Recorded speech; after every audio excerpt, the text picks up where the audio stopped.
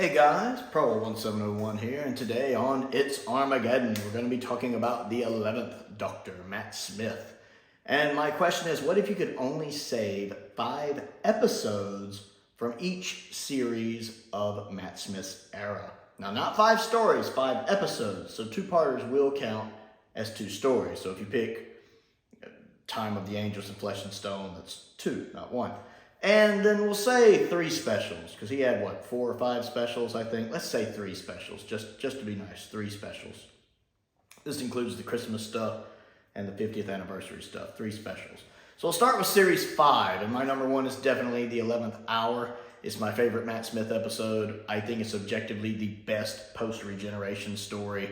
Matt Smith is just on fire in this. Karen is just on fire on this. Arthur is just on fire in this. I really love all the performances here. I love having a post-regeneration story where the Doctor is just going. He's still having a little post-regeneration trouble, but he doesn't have time to deal with that. He's going. It's pretty much the opposite of the Christmas Invasion, where he's in bed most of the time. He's just going. I love his performance. I tend to love Series 5, 11th Doctor, a lot. I think that's the best of the 11th Doctor, before he became a little cartoonish a little later. But he's really good in this series, which I think is his best series. I think Series 5 is Matt Smith's best series, story-wise and just character-wise. And I love the 11th Hour. I just love everything going on in it. I love the bond that forms between him and a companion so quickly because of time travel shenanigans. Him meeting her as a child, and so them bonding quicker when they meet again as an adult. I think that's really clever.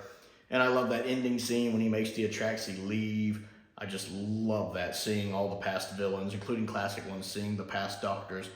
It all comes together perfectly. The next on my list would be The Beast Below. I like this one a lot. I think it's underrated. Again, I like the fact Amy solves the problem here, not the Doctor. That's great. I like that. I like the fact we see some of the early 11th Doctor's temper in this. There is a little bit of the 6th Doctor's temper in the 11th Doctor early in his run, and I like seeing that on display. And then I enjoy the character of Liz 10. I like the actress playing her. I like how the Doctor figures out, she's older and she looks because of the customized mask. I just really like this story. I think it doesn't get enough attention. Next on the list for me is Victory of the Daleks. This could be my favorite post-Russell T. Davies Daleks story. It has flaws. It has some issues, but I do like Victory of the Daleks. It's a less impressive version of Power of the Daleks in a way, but it's still fun. I love the guy playing Churchill. I like him as an actor. I've seen him in other stuff. I know he's in White Noise. He played Baron Harkonnen in the Dune miniseries from the early 2000s. I like him as an actor. And I love the idea of the Doctor and Churchill being old buddies. The fact, they can just sit there, talk about the Doctor having a different face, the same way we talk about the weather. Oh, you changed your face again. How you doing? And how he keeps trying to take the Doctor's key, but it's like a little in-joke between them. I just love that. I live for that. I live for Churchill and the Doctor just being drinking buddies down in a pub together. I live for that. I like the Daleks in this story. I love the fact the Daleks win. The Daleks accomplish what they set out to do. I love the Daleks winning. It's called Victory of the Daleks for a reason. And they con him. They con the Doctor. And this episode could be the reason why the Daleks are so prevalent in the universe again. I love that. I absolutely love when the Daleks get this kind of victory. I'd love to see that more often, somehow. Not all the time. But somehow, I want to see the Daleks win more. I need to write a story on that, I guess. That would be fun. But I do like Victory of the Daleks. It's a lot of fun, even if it has its flaws. And then the last 2 I would take is the Time of the Angels, Flesh and Stone 2-parter. Again, it's not perfect, but I enjoy it. I think it's fun, especially the first part. I do like the first part a lot, especially when Matt Smith realizes how dangerous the statues are and how they only have the one head, and he's just like, oh. Because it's really one of those things he should have figured out sooner, and to be fair, River should have too. But, he's the Doctor. That's a very Doctor thing to do, for it to be so obvious and for him to take so long. As much of a genius as he is, for him to take that long to pick up on it, where he's just like, I love that. I love that. I think the ending scene of the angels moving doesn't work. It was cool the first time I saw it. I don't think it works. I think they shouldn't have done that. And then I've never liked the idea of the angel in her eye. I think that's kind of dumb. So there's good and bad in it. But overall, I think it's one of the Angels' best outings outside of Blink. They never quite lived up to Blink, but I think it's one of their best outings since Blink. And those are the ones I'd say for Series 5. And you guys knew Vincent and the Doctor wasn't going to be on this list. Y'all know how I feel about that one. Series 6, I would say the Impossible Astronaut and the Day of the Moon two-parter. I really enjoy that. That's a fun story. The idea of the silence is such a good concept of something that, as soon as you're not looking at it, you forget you ever saw it and that it ever existed. That's intelligent. That is Stephen Moffat with all cylinders firing on them specifically. And the fact they had that kind of Slender Man look, so that's maybe where that legend comes from, the Slender Man. That's pretty cool. And it has this big kind of epic feel to it. It's a great way to launch a new series. Now, Series 6 doesn't live up to what it sets up, but it's a great way to launch the series, them going to America. I love when Rory salutes the American military guys, and he does the British salute, and the one guy's like, I love little things like that. And the guy playing, Canton Edward Delaware the Third or whatever his name is, I like him. I know him from other stuff. The young version of him, I remember he was in Battlestar Galactica, the remake of that.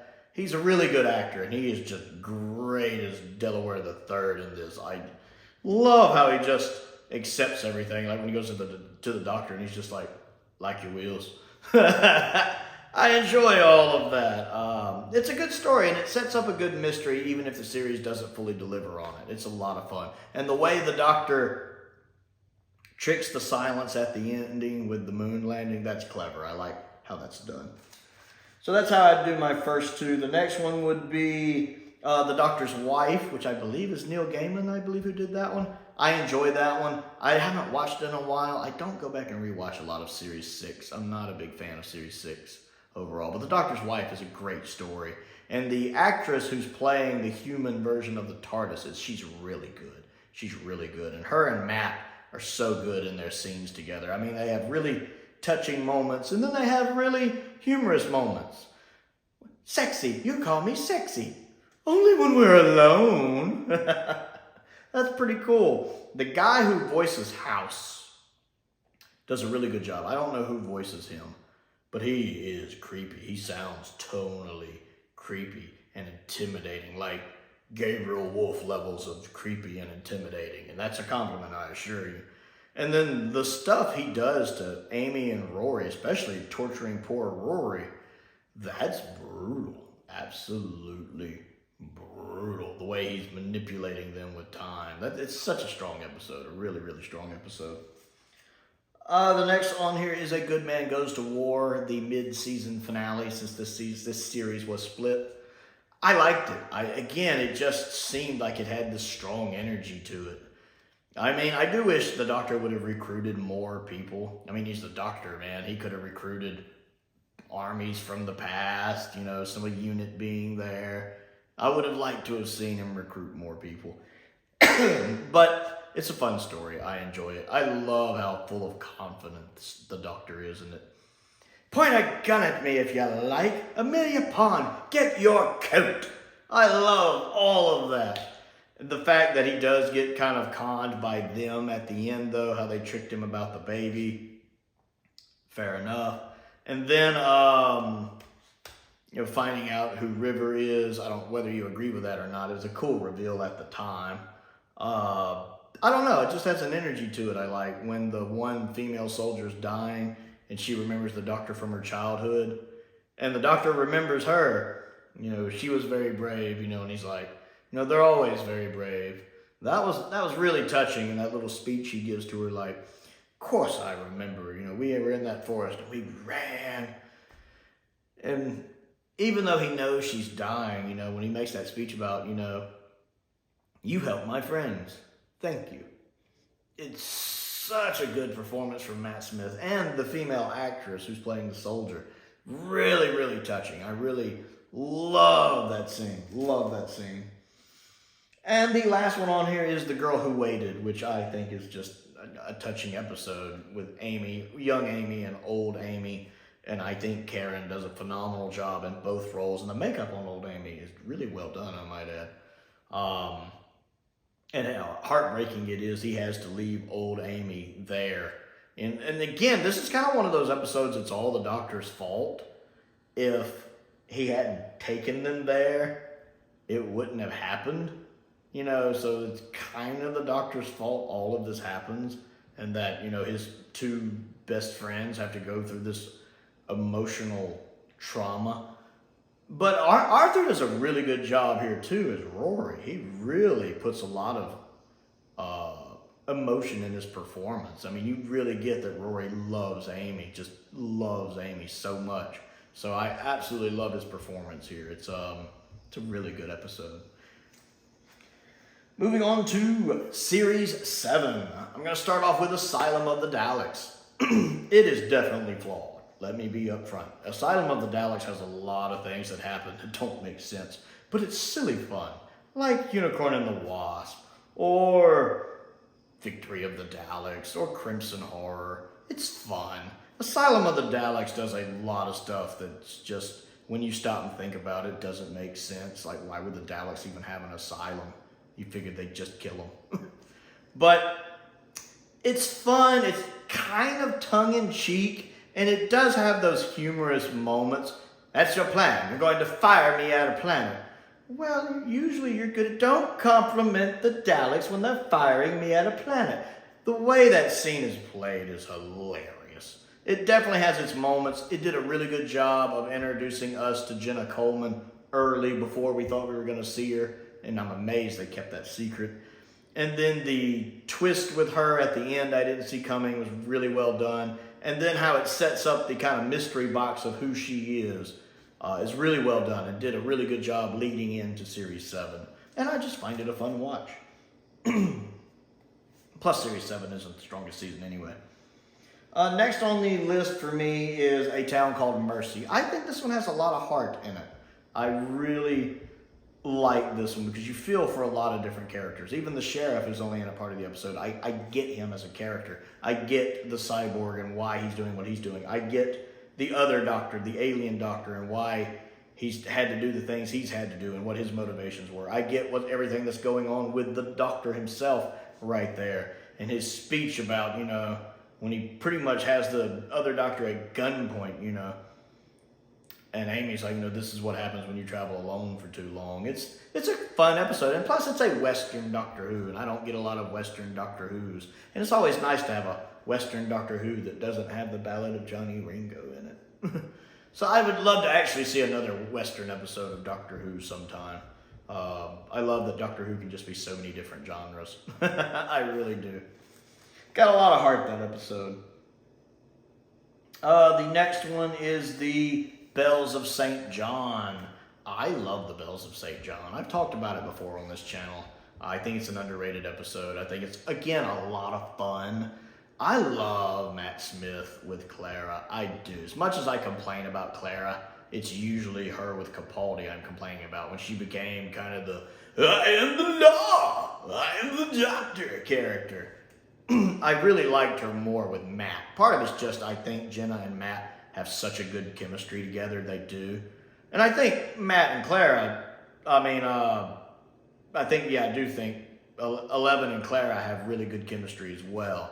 I love their flirtatious banter. Normally, I'm not big into doctor-companion relationships, but they have this kind of flirtatious banter that the 11th Doctor doesn't quite know what to do with, which really makes it work. That I absolutely love. I love that bit when he's like, I figured you'd be out, you know, dancing. And she's like, dancing with you? Down, boy. No, I love that whole scene. I do. I love having the Great Intelligence back. I love Richard E. Grant playing him. He's just a phenomenal actor. I enjoy when he rides the bike up the the wall, and it turns out that's actually the robot and that he hacked it. I didn't see that coming, so I love that misdirection right there.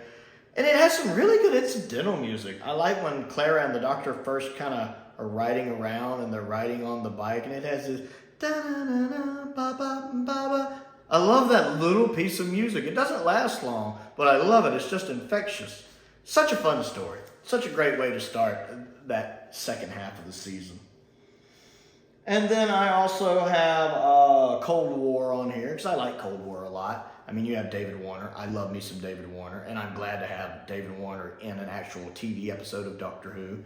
I like that it's almost a base under siege story, which is perfect for the Ice Warriors, with them trapped on a small, kind of claustrophobic submarine. I think that's clever. And I love that it brought the Ice Warriors back, and it does it in a way that works. It lets them keep their traditional design without having to do some kind of modern redesign that would probably be awful, while still giving it an excuse to have a modern look by explaining that that is just armor they're wearing. And it works. It works for the look of the Ice Warriors for that to be just armor. And then seeing one kind of out of it, it works. It just works. And I like it. It's a lot of fun. And then, of course, last on the list for Series 7 is Name of the Doctor. Because, you know, name, day, and time kind of work as a trilogy, and name does such a good job setting up day. It's pretty important. You need it. Plus, I just love that intro. That's one of my favorite intros to all of Doctor Who, that opening bit when Clara's interacting with all of the previous Doctors. I will never forget the first time I watched that, and I'm like, I'm seeing Tom Baker, I'm seeing Sylvester McCoy, I'm seeing John Pertwee, I'm seeing Patrick Troughton, and I am just, I'm like, I need a towel. That was awesome. That's such a cool moment. And then finding out, you know, about John Hurt playing an unknown incarnation of the Doctor, it just set up so many questions for the 50th. I absolutely loved it. So that would be my fifth one. And for the three specials, I would say it would be Day of the Doctor. I mean, you have to say Day of the Doctor. It's not the best story, and there are parts of it when I'm watching it I probably fast forward through. And I think you could honestly even say that Power of the Doctor celebrates Doctor Who as a whole better than Day of the Doctor did. But it's still a fun story. It's great having Ten back, even if his hair doesn't quite look right. It's great having Ten back. Tennant is just great in the role. I love having John Hurt as the War Doctor. I love how the Doctors interact in this story. I love that they snuck in the "you've redecorated, I don't like it" line. I love that they snuck that in there. I loved the Doctors all uniting to save Gallifrey using the old archive footage. That was beautiful and clever. And then I loved the Doctor meeting the Curator at the end. That's one of the happiest Doctor Who moments I've ever had. I knew as soon as I heard that voice, you know, I really think you might. I knew as soon as I heard that voice. I knew. I started bouncing up and down. I was over at a friend of mine's house. We were watching it together. And I start like bouncing up and down in the chair. And he's like, dude. I'm like, hey. Such a happy moment. So I have to say Day of the Doctor. And then I'd say Time of the Doctor. Because I do think it's a good story. I know some people aren't as keen on it, but I do think it's a good story. I really like basically the Doctor aging to death and spending hundreds of years just defending this place. I love that. And that this youthful, young, energetic Doctor does go out as an old man. I enjoy that. And then I like his regeneration speech a lot too. I really do. So definitely Time of the Doctor. You need that one. And that only leaves one special left because I said we can only do three specials. I was going to say A Christmas Carol because I do love A Christmas Carol a lot. Michael Gambon is great and it's a fun story. But I think I'll go with The Snowmen because I also really love The Snowmen a lot. Plus it's a little more integral to the Day of the Doctor stuff, setting up the Great Intelligence as a villain and Name of the Doctor. And again, it's more Richard E. Grant. I love that. And plus, I like The Snowmen. It's a good story. It's hard to pick between A Christmas Carol. It's hard to pick between A Christmas Carol and The Snowmen because I want both. But if I could only have one, I'd probably take The Snowmen. So those are my votes. I'd like to know which ones you would vote for in that situation. So comment down below and let me know. Other things to do, click the like button and the subscribe button. That helps me out, and I certainly appreciate it. I'm always trying to grow the channel, trying to hit 1,000 in 2023. My goal for 2023, 1,000 subscribers. I also have a Patreon that helps me keep the bills paid. If you would like to support me on that, there's a link to that down in the description below. I appreciate everyone who has supported me on there, past and present. I want to give a shout out to some of my top tier patrons, Finn Perkins, Stephen Crane, and Colin Coney. I appreciate their continued support as I do the support of all of my patrons. I also have a P.O. box. If there's anything you would like me to look at and review, that's down there as well, as is a link to my Amazon wish list. Most importantly though, thank you for watching.